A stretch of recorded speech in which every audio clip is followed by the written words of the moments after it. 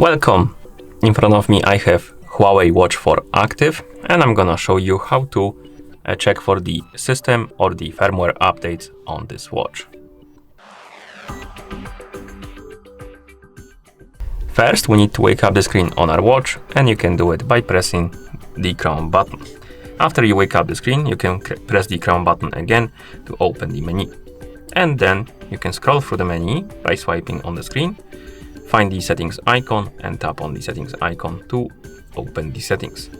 In settings, scroll down and find the system and updates option.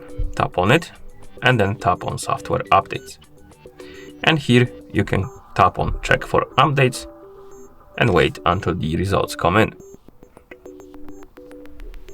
As you can see, it tells me that my software is up to date, but if yours wasn't, you can simply tap on update and it's gonna start automatic update of your watch.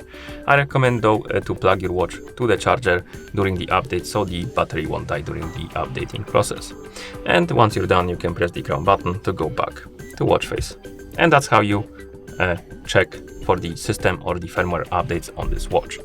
Thank you for watching. If you found this video helpful, please consider subscribing to our channel and leaving the like on the video.